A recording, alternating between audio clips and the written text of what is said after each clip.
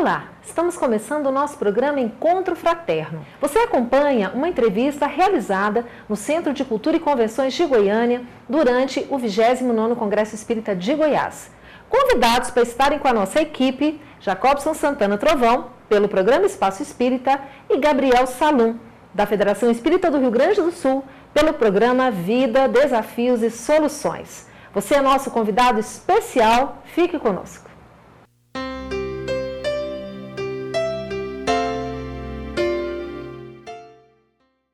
No programa de hoje, você acompanha uma entrevista com Ana Tereza Camasmi, palestrante do 29º Congresso Espírita de Goiás, que abordou o tema Perdão, Auto-Perdão e Convivência, Desafios para o Cristão. Acompanhe essa reportagem. O perdão é um sentimento complexo que a gente precisa desenvolver. E não é muito simples. A gente, quando se depara com uma situação difícil, quando alguém nos agride, a mente da gente parece que trabalha de forma a não aceitar, não se reconciliar com a outra pessoa. Existe uma técnica, existe um caminho mais fácil para se perdoar? Então, eu não diria que tem uma técnica, nem um caminho mais fácil. Seria bom, né, que tivesse, seria tão tranquilo isso. Mas é porque antes da gente ver o perdão propriamente dito, o que acontece depois, a gente tem que voltar um pouquinho atrás e poder pensar assim, o que aconteceu com a gente para que haja a necessidade do perdão, né? Quando Jesus diz para a gente que a gente precisa se reconciliar com os adversários, ele está reconhecendo que faz parte desse nível evolutivo que a gente está, que hajam adversários, que hajam dissensões, conflitos. Então, é importante a gente olhar para isso. Assim, um planeta de provas e expiações, ele tem essa característica, relações conflitivas, de desavenças, porque nós estamos em diferentes graus de amadurecimento. E esses diferentes graus de amadurecimento promovem diferenças que a gente ainda não sabe lidar, né? Então, aprender a lidar com as diferenças, poder suportar o que pensa diferente de mim, o que sente diferente de mim, o que olha a vida diferente de mim, requer de mim uma abertura, uma flexibilidade emocional que falta ainda a gente alcançar, né? Um espírito mais evoluído, um espírito que tem maior conhecimento, maior aprendizado, ele tem mais tolerância para as diferenças e até acolhe as diferenças como benéficas do que a gente que está aprendendo. A gente quer excluir a diferença, né? A gente quer excluir tudo que não é como eu penso, como eu vejo. Então, quando a gente é agredido, quando alguém nos desrespeita, ou qualquer coisa, né, desse porte, ou quando sou eu que ajo assim, são os nossos deslizes, e a gente está num estágio evolutivo que a gente desliza muito mesmo, a distância entre o que a gente sabe e o que a gente faz é imensa, a gente tem muita dificuldade de poder fazer essa junção, o saber e o fazer ainda. Então, o que vai acontecendo? A gente queria não ter deslizado, como se fosse possível para a gente isso, né? Então, a gente tem uma expectativa de perfeição consigo mesmo, uma expectativa de perfeição do outro para comigo, como se todo mundo fosse pronto e errou só por, né, uma questão pessoal, né? Então, acho que o primeiro passo é a gente tentar entender isso um pouco, assim, o que aconteceu para que haja necessidade do perdão, né? Tem uma dificuldade de acolhimento do que é diferente, pede flexibilidade da gente, para a gente olhar essa situação por ângulos diferentes, desde que eu estou aprisionado a ver, né? Toda dor, todo sofrimento, ele é uma restrição da nossa liberdade, ele é enrijecimento do olhar, né? Quanto mais adoecido, mais enrijecido é o nosso olhar, né? E o contrário também, né? Quer dizer, a saúde, o bem-estar tem a ver com essa abertura. E eu estava falando ainda há pouco que o Espiritismo é essa grande ajuda que a gente tem para a abertura do olhar. Faz a gente ver coisas que a gente não tinha percebido antes. Isso faz com que uma desavença possa ganhar contribuições e ângulos que a gente não tinha visto antes. Então, voltando, né, ao início da pergunta, você me perguntou se não tem um caminho. Eu diria, podemos pensar num caminho que cada um vai trilhar do seu jeito, que seria, em primeiro lugar, eu acho que é a gente entender o estágio atual que a gente está. Se a gente puder compreender que a gente está no estágio evolutivo, em que faz parte acontecer isso, já eu tiro do âmbito pessoal, é comigo, né?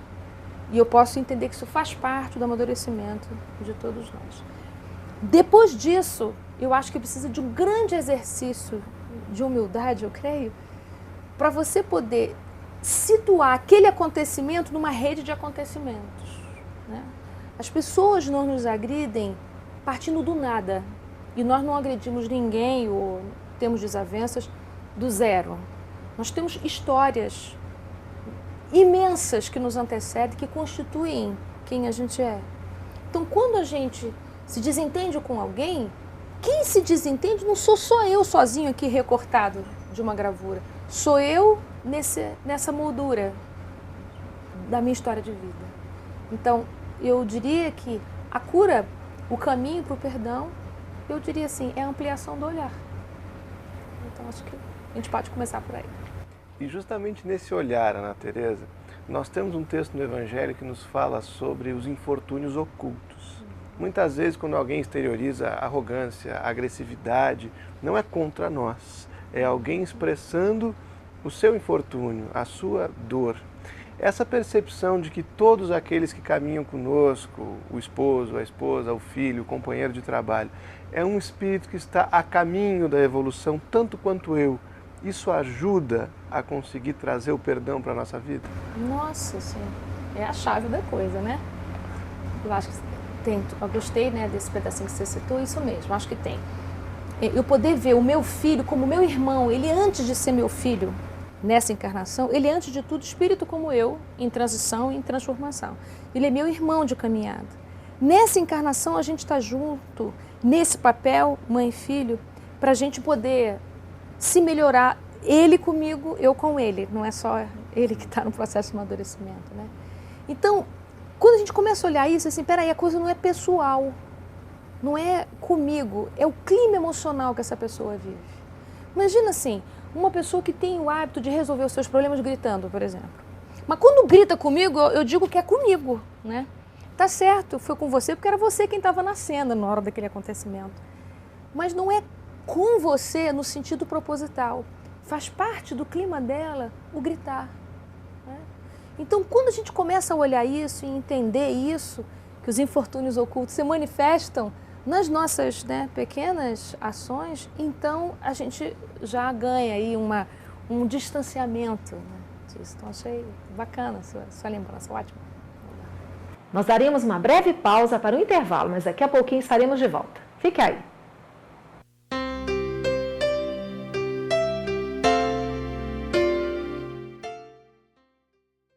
Conheça a Lefé, livraria e editora da Federação Espírita do Estado de Goiás.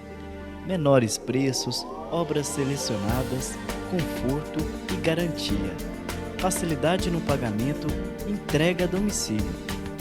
Venha tomar um cafezinho com a gente.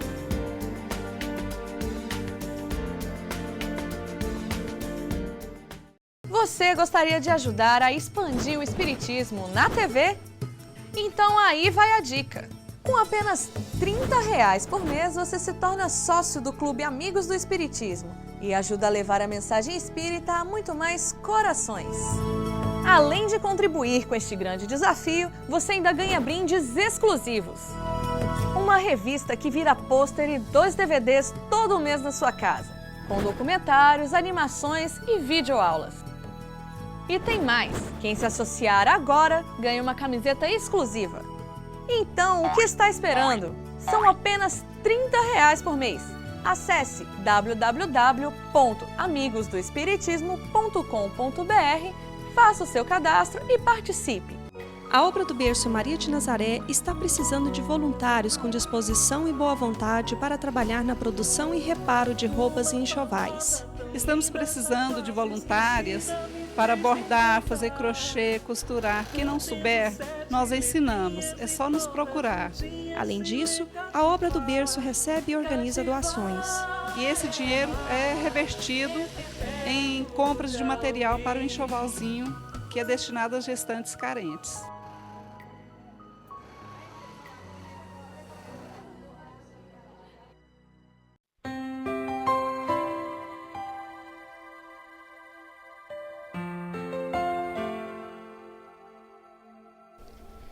Os males da humanidade provêm da imperfeição dos homens. Pelos seus vícios é que eles se prejudicam uns aos outros. Enquanto forem viciosos, serão infelizes, porque a luta dos interesses gerará constantes misérias. Sem dúvida, boas leis contribuem para melhorar o estado social, mas são impotentes para tornar venturosa a humanidade, porque mais não fazem do que comprimir as paixões ruins, sem as eliminar. Em segundo lugar, porque são mais repressivas do que moralizadoras, e só reprimem os mais salientes atos maus, sem lhes destruir as causas.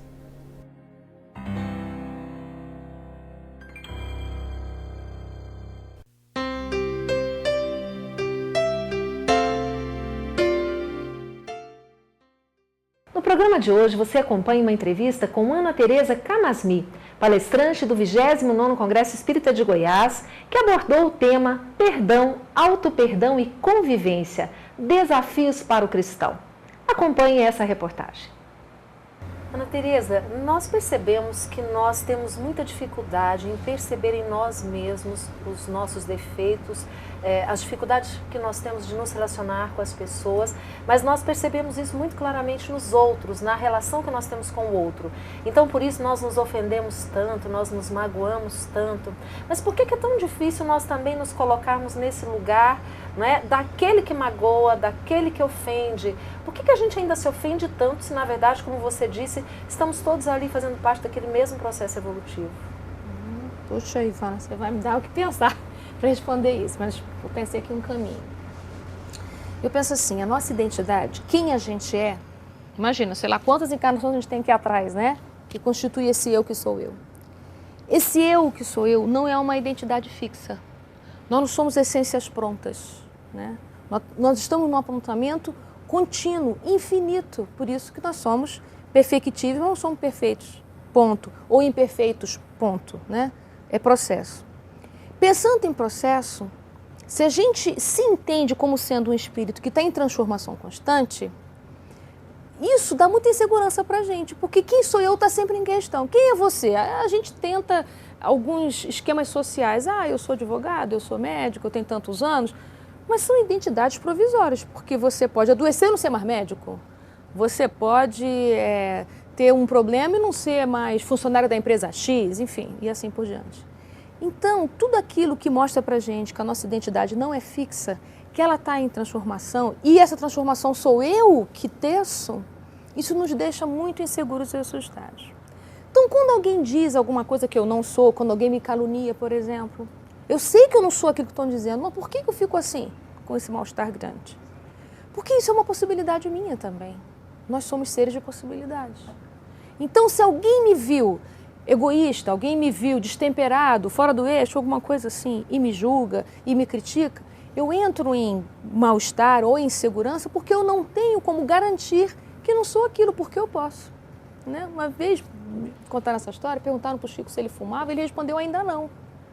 Ainda não porque eu nada posso garantir sobre quem posso ser, posso garantir sobre quem já fui. Né? E olhe lá, que a minha memória não me traia. Mas não há garantias sobre quem somos nós. Então, quando a gente começa a entender que a gente não tem identidades fixas, que somos seres em transformação, em mudança, e que bom, né? Então a gente pode, né, agregar ainda muita coisa boa pra gente, e a gente puder ouvir essas agressões ou críticas ou coisas a nosso respeito como sendo assim, bom, é uma possibilidade, eu não coaduno com ela nesse momento, mas não me seria impossível isso, eu posso entrar em paz comigo mesmo, né? Eu me lembro também de uma passagem de Jesus, quando Pedro fica muito assustado, dizendo que ele andava com pessoas de uma vida, né? Como se fosse assim, pô, Jesus, você está, né, assim, contradizendo, está complicando a nossa situação, né, e tal. E ele não se preocupa com o que dizem a respeito dele, mas se preocupa com o que Pedro pensa. Né? E que você? Quem você pensa que sou eu? Então, isso é uma diferença grande, assim, isso faz a gente olhar assim, como a gente é muito preso à nossa imagem. A quem a gente quer que o outro me veja, né? A quem eu quero sustentar como sendo quem sou eu. Né? E quando a gente desencarna, tudo isso se desfaz. E a gente recomeça todo o processo novamente. Né?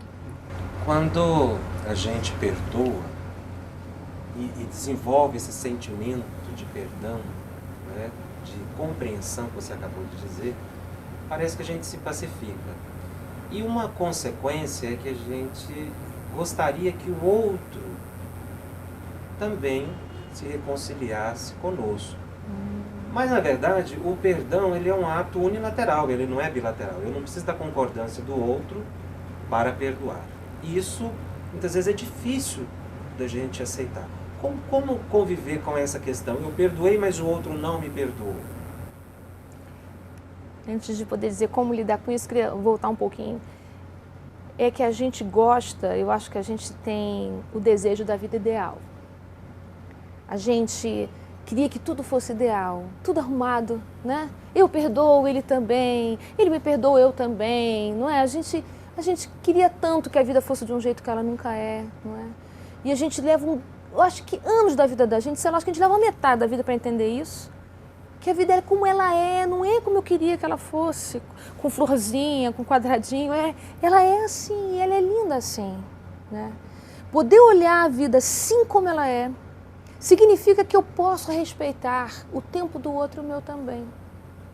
Então, muitas vezes, no processo de reparação, de reconciliação, eu já estou com o meu coração um pouco mais liberto. Já posso dizer para o outro, sinto muito, foi mal, não era assim que eu gostaria de ter agido com você. Não é? E o outro ainda não está podendo olhar para isso. Ele ainda precisa de outro tipo de ressarcimento, que eu não tenho condição de poder dar, então eu preciso esperar. Porque eu não levei um tempo para chegar até aqui, o outro também tem o tempo dele, né? Então é preciso a gente também olhar para isso, as coisas, as situações da vida, elas não são ideais. Nós não somos ideais, nossos filhos, nossos amigos não são ideais. Quando a gente desiste do que é ideal e abraça o que é real, o nosso coração se pacifica. E aí a gente passa a concordar com os acontecimentos. Teve de ser assim, foi assim. E vamos, né?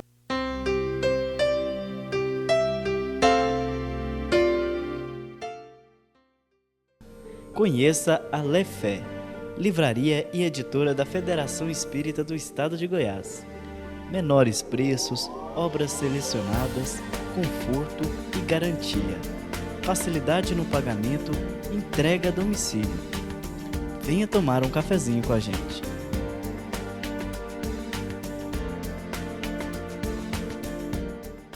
Você gostaria de ajudar a expandir o Espiritismo na TV? Então aí vai a dica. Com apenas R$30 por mês, você se torna sócio do Clube Amigos do Espiritismo e ajuda a levar a mensagem espírita a muito mais corações. Além de contribuir com este grande desafio, você ainda ganha brindes exclusivos. Uma revista que vira pôster e 2 DVDs todo mês na sua casa, com documentários, animações e videoaulas. E tem mais, quem se associar agora ganha uma camiseta exclusiva. Então, o que está esperando? São apenas R$30 por mês. Acesse www.amigosdoespiritismo.com.br, faça o seu cadastro e participe. A obra do Berço Maria de Nazaré está precisando de voluntários com disposição e boa vontade para trabalhar na produção e reparo de roupas e enxovais. Estamos precisando de voluntárias para bordar, fazer crochê, costurar. Quem não souber, nós ensinamos. É só nos procurar. Além disso, a obra do Berço recebe e organiza doações. E esse dinheiro é revertido em compras de material para o enxovalzinho, que é destinado às gestantes carentes.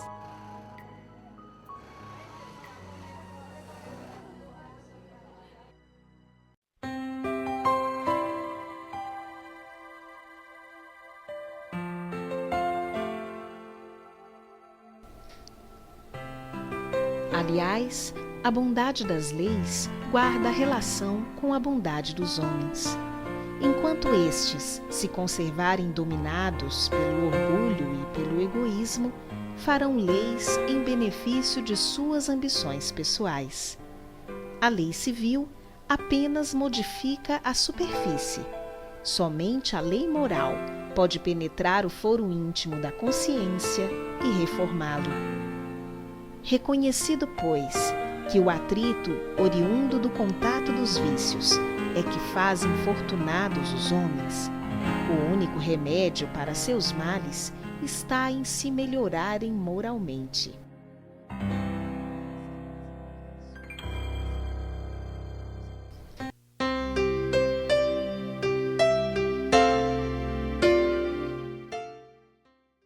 No programa de hoje, você acompanha uma entrevista com Ana Tereza Camasmi, palestrante do 29º Congresso Espírita de Goiás, que abordou o tema Perdão, Auto-Perdão e Convivência, Desafios para o Cristão. Acompanhe essa reportagem. Talvez os estados mais antagônicos ao perdão sejam o da mágoa, o do ressentimento, e eles vêm muito das expectativas frustradas. Eu tenho expectativa de que o outro me faça feliz, Deus me faça feliz, eles não fazem e a gente briga com o outro ou briga com Deus. Então a pergunta que eu quero te fazer é essa: a pessoa que se ama mais, que tem uma autoestima mais preservada, ela se ofende menos? Ela perdoa com mais facilidade? Então eu vou retomar o primeiro pedaço da sua pergunta. Quando você diz assim, as pessoas mais queixosas, né, que têm expectativas frustradas, elas têm uma relação com a vida de dívida. Elas acham que a vida deve. E quando a gente tem uma relação com a vida assim, a vida me deve, tudo o que eu receber sempre será pouco. Qualquer coisa que a vida me der não enche o pote. É como se eu tivesse um pote furado. Pode botar água mais cristalina, não mata a minha sede, porque eu não consigo reter. Eu tenho tanta sensação de que a vida me deve, que eu não consigo me abastecer, me alimentar afetivamente. Então, quando você fala de auto-amor, eu estou tentando entender por esse caminho. Auto-amor talvez pudesse ser isso. Eu consigo receber o afeto que vem na minha direção e eu consigo me alimentar disso. Eu consigo reter isso. Eu consigo perceber a qualidade desse amor e ele me refaz, ele me vitaliza, né? Ele me faz bem. Eu só tenho um pouco de cuidado com essa questão do, então, se eu amo a mim mesmo e tal, é porque tem um senso comum de que primeiro eu tenho que amar a mim mesmo para depois amar aos outros. Eu gosto da frase de Jesus que é assim, ama teu próximo como a ti mesmo.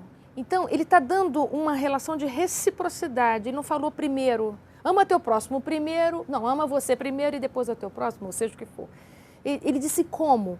Nesse como a gente pode entender ao modo de, do mesmo jeito que, tanto quanto e ao mesmo tempo. Então, no exercício do amor ao próximo está acontecendo amor comigo mesmo. No exercício do amor comigo mesmo está acontecendo amor ao próximo, né? Como é que acontece o amor a mim mesmo dentro do quarto sozinho? Isso não é irreal. Então, o amor por mim tem a ver com eu estar junto com o outro. Como se dá esse estar com o outro a ponto de eu poder receber esse afeto e esse afeto me fazer bem? Aí eu queria acrescentar a questão do sentimento de gratidão, que a Joana desenvolve super bem no livro Psicologia da Gratidão, né? O sentimento de gratidão não é uma decisão racional, eu agora vou ser grato por tudo. É um exercício e um processo, né? Você vai sair do egoísmo, da queixa, do fechamento, depois você passa para o estado de recompensa, depois para o espaço da gentileza, depois você passa para o estágio do louvor e, por fim, você consegue ter um sentimento de gratidão. Gratidão pelo quê? Por tudo que a vida é. Pelo que de bom, pelo de que não bom chegou, mas que foi necessário para mim. Então, quando você diz assim, será que é o auto-amor que ia dar conta disso? Né? De poder perdoar? De eu poder sair da mágoa, da queixa? Para poder sair da queixa, eu preciso olhar para aquilo que sou grato. Aí sim, é possível. É possível. Ana Tereza, para finalizar então a nossa conversa, vamos pensar um pouquinho no auto-perdão. Nós sabemos que muitas pessoas que talvez estejam nos assistindo agora estão sofrendo muito por algo que tenham feito e veio depois o arrependimento, né? Por que eu fiz aquilo? E muitas vezes aquilo gera uma consequência terrível que traz muito sofrimento, muita angústia. E a pessoa acaba não se perdoando porque errou e aquele erro gerou consequências ruins. O que dizer para essas pessoas, não é? Para se perdoarem por isso? Então, eu gostaria de dizer para elas que Aos olhos de Deus, ninguém está excluído. Não existem os totalmente culpados, nem os totalmente inocentes. Nós estamos numa teia em que nós nos entrelaçamos o tempo todo. No culpado tem a inocência e no inocente tem a culpa. Vítimas e algozes são pares do mesmo eixo e assim por diante. Mas quando a gente se sente culpado, parece que a gente esquece disso, que a gente vive entrelaçado. E parece que só eu me equivoquei, como se nós não fôssemos corresponsáveis em tudo que nos acontece. Nós somos coautores na vida. Ninguém age sozinho, né? Para a gente estar nessa sala aqui, quantos outros invisíveis tiveram que existir para que eu pudesse sentar aqui, né? Então, numa ação de deslize, de impasse, de equívoco, tem muitos outros invisíveis que me ajudaram a agir também assim. Então, no mínimo 50% de culpa eu tenho que considerar. Os outros 50% a gente precisa deixar essa parte para o universo, para o mundo, para as circunstâncias, para a cultura, sei lá, para a história de vida. Desses 50% que é seu, eu diria que é preciso você olhar para isso com compaixão. Quem de nós não desliza? Quem de nós de Jesus está sem pecado e pode atirar a primeira pedra, né? Então, nós todos somos aprendizes, faz parte do aprendizado dos equívocos. Isso serve para eu tentar não deslizar novamente. Também nada vai garantir. Eu ainda posso deslizar no mesmo lugar da mesma maneira. Poder olhar para essa condição de humanidade que a gente tem, o que a gente pode fazer? A gente precisa pedir a Deus força para poder olhar para isso e reconhecer a sua parte. A melhor coisa para quem se sente muito culpado é reconhecer diante de quem ele lesou a sua parte, mas não a parte total, né? Poder, quem sabe, dizer em pensamento, eu sinto muito, né? Eu gostaria de não ter agido assim, mas não me foi possível. Eu não pude, agora eu posso. Olha que lindo que é isso. Aquilo que eu não pude ontem, hoje eu posso. Amanhã eu posso muito mais, quem sabe. Mas a verdade é que o que aconteceu ontem aconteceu. Eu preciso reconhecer. O que deixa uma pessoa que se sente magoada e ressentida muito enrijecida é que quem causou a ação fica se justificando, não assume a falta. Então, se você quer sair desse lugar e se reabilitar diante de si mesmo e diante de Deus, primeiro passo é esse reconhecimento de 50% da sua falta. Ana Tereza, muito obrigada por estar conosco aqui. Obrigada essa oportunidade que foi maravilhosa. Obrigada. Muito obrigado, um abraço e também desejamos sucesso nessa trajetória de desenvolver o perdão nos corações humanos. Nossa, muito obrigada. Ana, muito obrigado pela participação aqui no programa, foi muito enriquecedor. Obrigada. O nosso programa chega ao fim. Muito obrigada pela sua companhia de sempre, uma ótima semana a todos, fiquem com Deus e até semana que vem.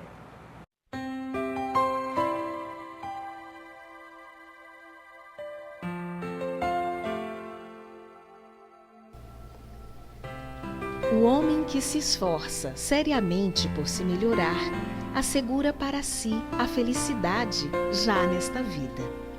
Além da satisfação que proporciona à sua consciência, ele se isenta das misérias materiais e morais que são a consequência inevitável das suas imperfeições.